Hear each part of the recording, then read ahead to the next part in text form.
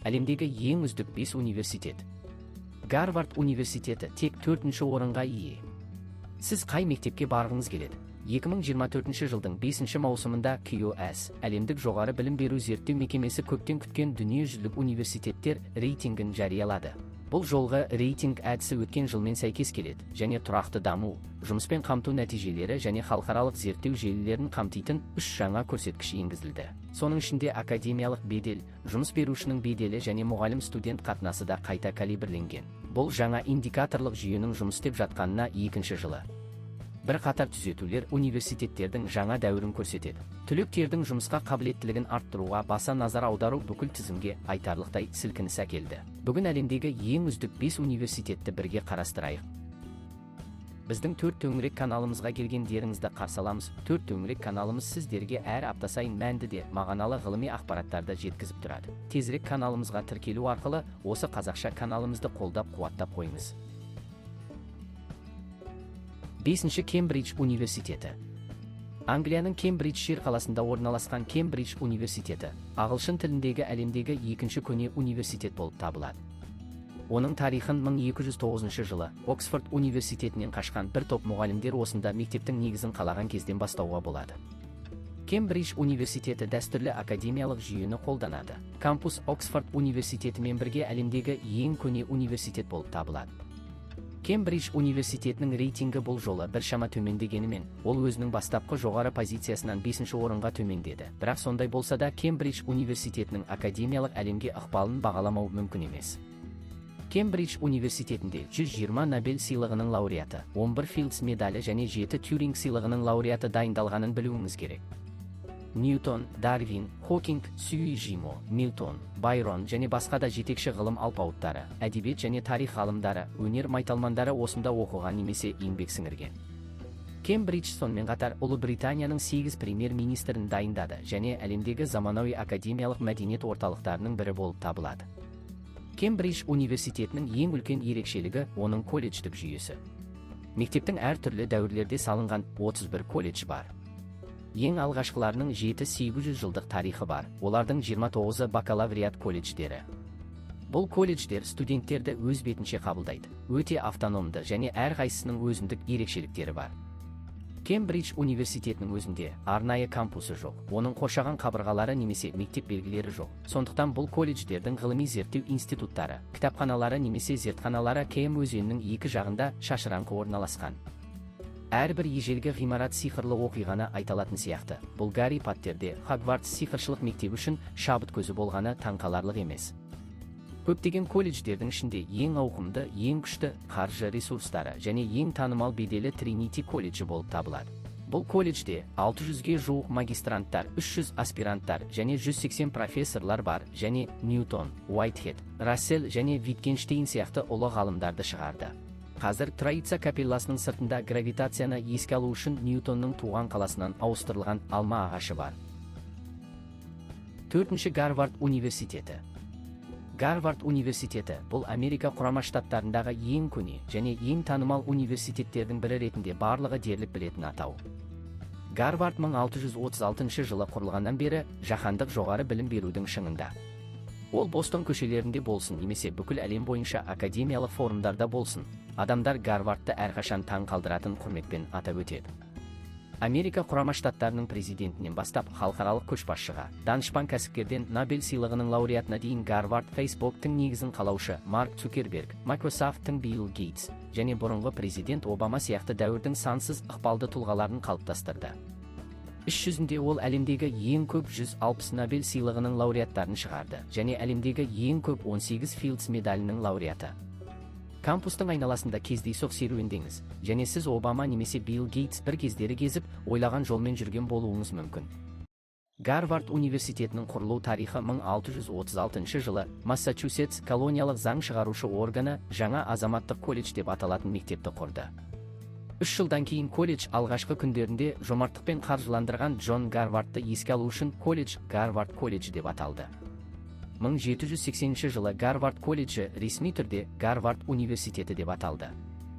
Гарвардтың академиялық ресурстары әлемдегі ең жақсы университеттердің бірі болып табылады. Оның 15 миллионнан астам кітап қоры бар. Мұнда сіз заң, медицина, бизнес немесе ең озық технологиялық инновацияларды зерттейсіз бе? Гарвард шексіз дерлік ресурстар мен мүмкіндіктерді ұсынады. 2009 жылы Гарвард 266 студентке ұлттық элиталық стипендия тағайындады. Бұл Құрама Штаттардағы университеттер арасындағы ең жоғары көрсеткіш. Бірақ сонымен бірге Гарвард университеті өзінің жоғары скрининг, төмен трансфер қабылдау саясатымен танымал. Оның бакалавриат курсына қабылдау деңгейі бар болғаны 5,8% құрайды. Бұл оны Құрама Штаттардағы ең қиын университеттердің біріне айналдырады. Статистикаға сәйкес, колледжге қабылданған бірінші курс студенттерінің шамамен 95% орта мектептегі үлгерім және мектептен тыс іс-шаралар бойынша 10 рекордқа ие. Бұл жер әлемдегі ең ақылды адамдарды жинайды деп айтуға болады. Бұл университет қана емес, сонымен қатар әлемдік деңгейдегі идеялар зертханасы, шығармашылық пен инновация үздіксіз тоғысатын орын. Үшінші, Оксфорд университеті. Оксфорд университеті әлемдегі ең үздік университет. Бағалау стандарттары қалай өзгерсе де, әлемдегі үздік үштіктің қатарында.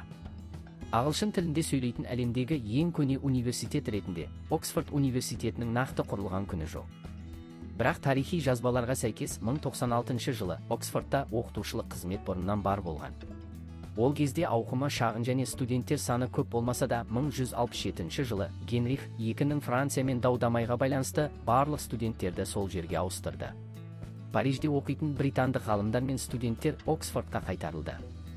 Нәтижесінде, бұл ғалымдар мен студенттер Оксфордта тамыр жайды. Бұл Оксфордты біртіндеп Ұлыбританиядағы оқу және зерттеу орталығына айналдырды. Кейбір адамдар бұл Ұлыбританиядағы таланттылардың ағылуының алдын алудың ең алғашқы шарасы деп әзілдеді. Алайда бар болғаны бір ғасырда Оксфорд керемет жетістіктерге жетіп, Рим папасы, король және азаматтардың мақтауына ие болды. Алдында таныстырған Кембридж сияқты Оксфорд университетінде қоршаған қабырғалар, қақпалар немесе тіпті ресми тақтайшада жоқ. Колледждердің федералды жүйесін жүзеге асыратын Оксфорд 39 тәуелсіз колледжден тұрады. Олар қаланың әртүрлі жерлерінде орналасқан. Оксфорд көшелерінде серуендеп келе жатқанда, екі жағындағы көне ғимараттар белгілі бір колледждің оқу ғимараттары, кітапханалары немесе студенттік пәтерлері болса керек. Колледждердің бұл бірегей федералды жүйесі Оксфорд университетін шекарасы жоқ академиялық қалашыққа айналдырады. Алайда Оксфорд университеті тек 49 бакалавриат мамандықтарын ұсынады. Бұл 440-тан астам мамандықтары бар Лондон университетімен салыстырғанда біршама аз. Дегенмен Оксфордтың бакалавриат курстары негізінен негізгі пәндер болып табылады. Ал мамандандырылған мамандықтар 3-ші курсқа дейін жеткенде болады, немесе ол тек магистратура деңгейінде қатысады.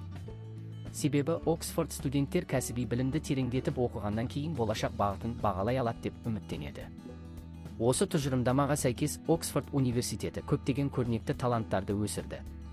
Олардың қатарында кем дегенде 8 елдің 12 королі, 6 британ королі, 69 Нобель сыйлығының лауреаты, 19 елдің 53 президенті мен премьер-министрі және әртүрлі салаларға ықпал ететін сансыз танымал тұлғалар бар. Оксфорд университетінің кез келген профессоры өз саласында сөзсіз академиялық магистр бола алады. Оксфордта профессорлар басшылыққа, студенттердің оқу әдістеріне және сыни тұрғыдан ойлауға көбірек көңіл бөледі. Ал нақты білімді зерттеу студенттерден өз бетінше тереңірек үңілуді талап етеді. Оксфорд студенті айтқандай, ең қымбат нәрсе мұндағы академиялық орта және менің айналамдағы адамдар. Екінші, Лондон императорлық колледжі. Бір кездері Ұлыбританиядағы ғылым және технология патшасы атанған бұл оқу орны соңғы әлемдік рейтингте 6-шы орыннан 2-ші орынға көтерілді. Массачусетс технологиялық институтынан кейінгі екінші, бұл 2014 жылдан бері бірінші рет императорлық колледж бұрынғы беделді Оксфорд пен Кембридж университеттерін басып озып, жан-жақты рейтингте әлемдегі 2-ші орынға оралды.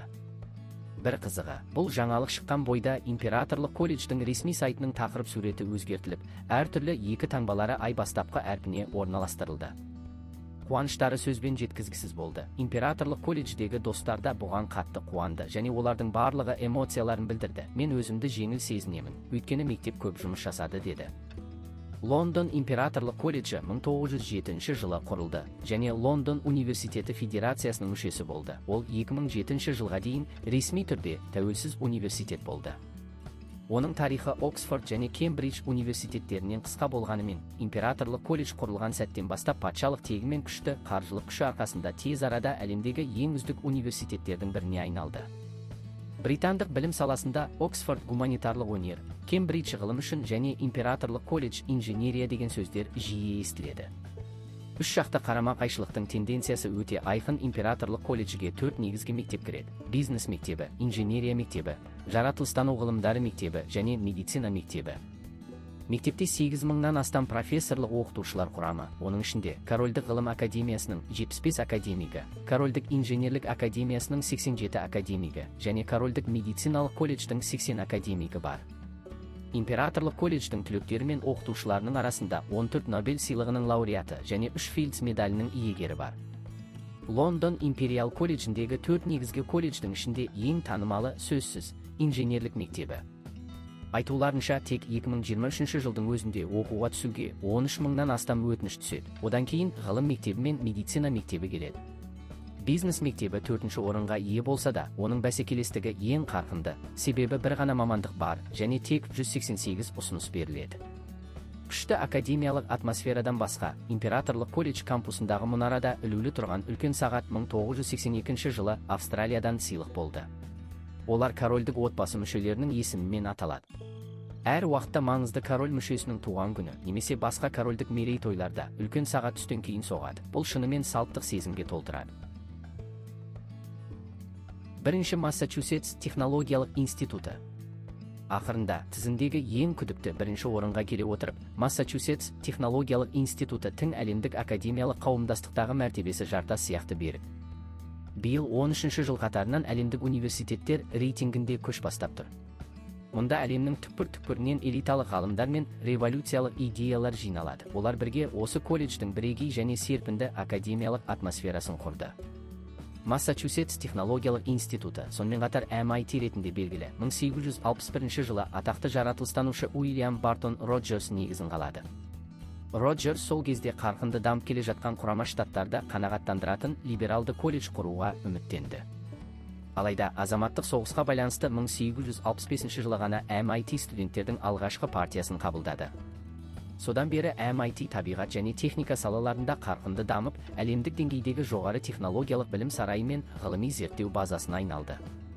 Үлкен депрессия кезінде MIT бір кездері Гарвард университетімен бірігуді жоспарлады, бірақ студенттердің наразылығына байланысты бұл жоспар жойылды. Екінші дүниежүзілік соғыс пен қырғи қабақ соғыс кезінде MIT зерттеушілері компьютерлерді, радарларды және инерциялық навигация жүйелерін дамытуға үлкен үлес қосты. ақш үкіметіне B-2 Пентам жасырын стратегиялық бомбалаушы ұшағын, ерте хабарлау радарын және басқа да көптеген жоғары деңгейдегі қару-жарақ пен жабдықтарды жасауға көмектесті. Шын мәнінде MIT құрылғаннан бері ғылым мен инженерия саласында сансыз әлемдік элиталарды дайындады. 2023 жылдың желтоқсан айына дейін жағдай бойынша мұнда 100 Нобель сыйлығының лауреаты, 26 Тюринг сыйлығының лауреаты және 8 Филдс медалінің иегері шықты. MIT курсының жүктемесі ауыр, бірақ бұл MIT студенттеріне ұнайтын қиындық. Бұл жерде әрбір студент қатаң академиялық дайындықтан өтуі керек. Бұл да Гарвардқа түсу қиын болса, MIT-тен шығу қиын деген сөзді кеңінен таратып жіберді. Дегенмен ауыр курстық жұмыс MIT студенттерін оқу соқты қылдырмайды. Оқудан басқа, студенттер үшін ең үлкен қызық оғаш еркеліктердің барлық түрлерін жасау. Шынында да, студенттер мектептің көрнекті ғимараты Макларен күмбезіне туындылар салады, кейде полиция машиналарын қояды, ал кейде жатақхана ғимаратының қабырғасын тетрис ойыншығына айландырады. Бірақ күтпеген нәрсе, бұл еркеліктердің мектеп тарапынан қолдау табуы. Кампус мұражайында тіпті пранк даңқ залы да бар. Оған қоса, жылдар бойғы еркеліктерді жазып, ең жақсы пранктердің рейтингін беретін арнайы веб-сайты бар. Басқаша айтқанда, MIT ғылым мен техника сарайы ғана емес, сонымен қатар инновация мен еркіндіктің символы. Мұнда студенттер жоғары деңгейлі білім алып қана қоймайды, сонымен қатар шығармашылық және инклюзивті ортада өседі. Егер сіз технологияның алдыңғы шебін зерттегіңіз келсе, Массачусетс технологиялық институты сіз үшін тамаша орын екені сөзсіз. Міне, осы эпизодты бақылауымыз аяқталды. Осы бөлімнен алған білім сізге ұнайды деп үміттенемін. Видео жаман емес деп ойласаңыз, видеоның төменгі жағындағы лайк басуды ұмытпаңыз. Және осы арнаға жазылыңыз, және хабарландыруларды алу үшін қоңыраушаны ашыңыз. Көргеніңіз үшін көп рахмет.